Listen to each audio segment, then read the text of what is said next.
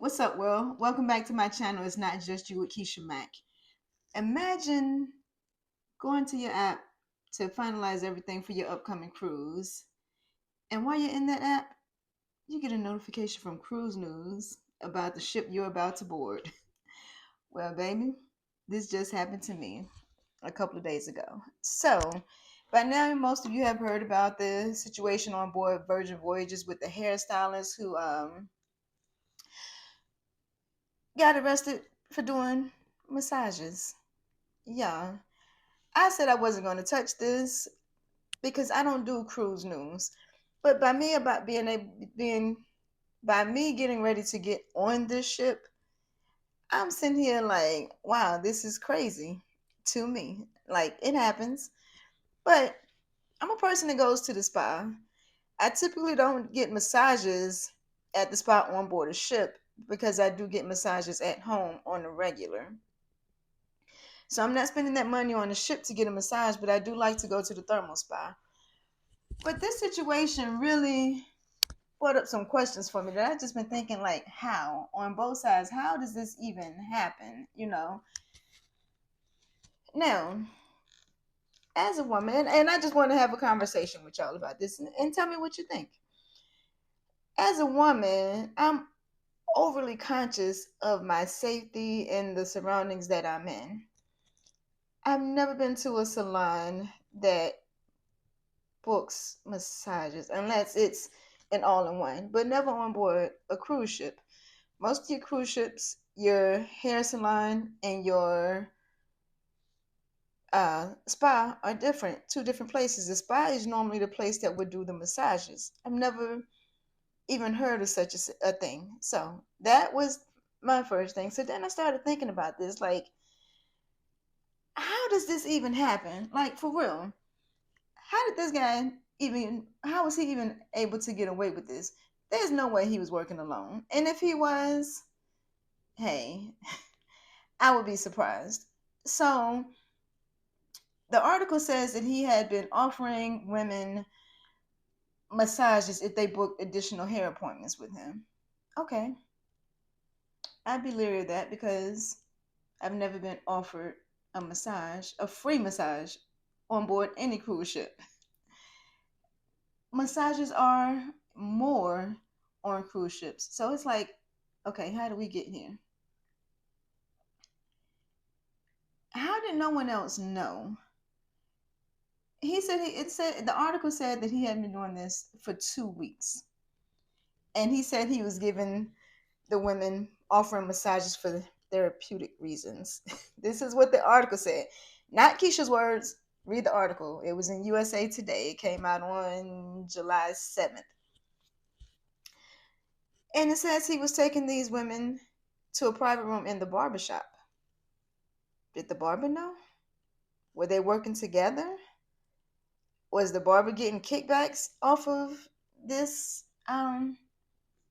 using this room? Like, really, what's going on with this, y'all? Like, for real. Like, how did? Yeah, that doesn't make sense to me.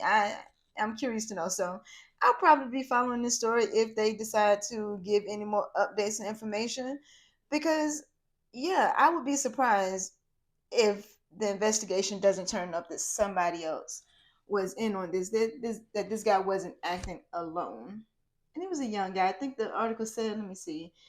Don't quote me. I know it was an Indian guy, 26 years old.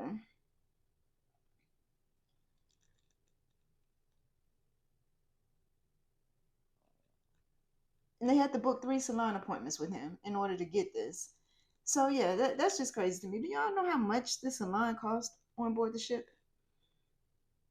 Salon appointments are already expensive, but on the ship, they're a little bit more.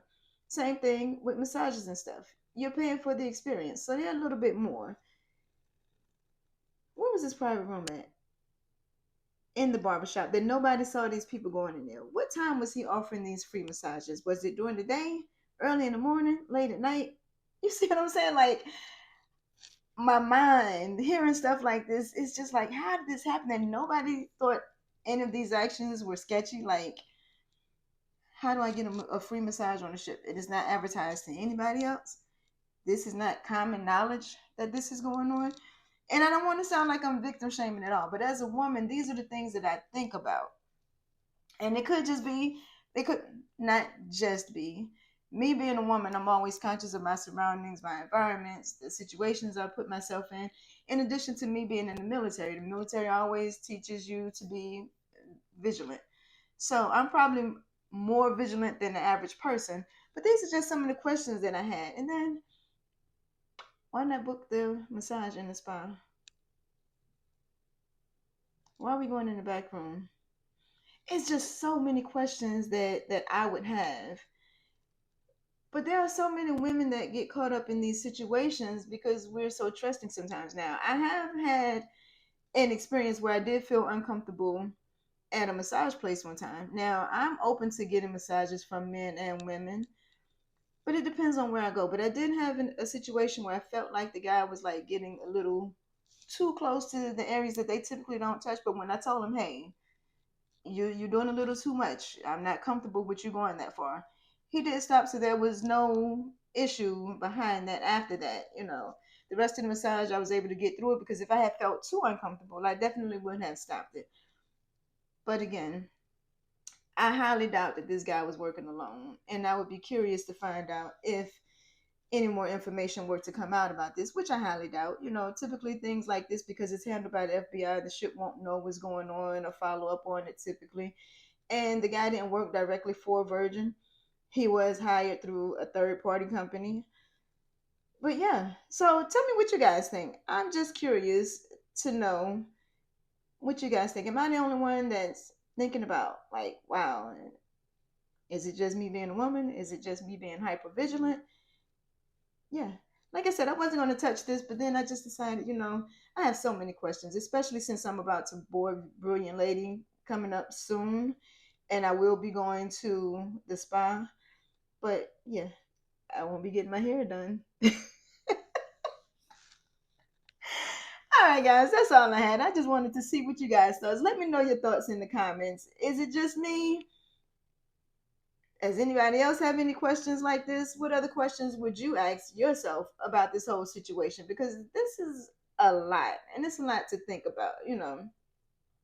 So let me know what you think in the comments.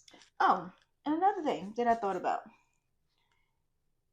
He molested these women, y'all. They even have a number for people to call if they've been a victim of this situation. Like I said, the guy said he had been doing it for 2 weeks. He admitted that these weren't the only two women that he did.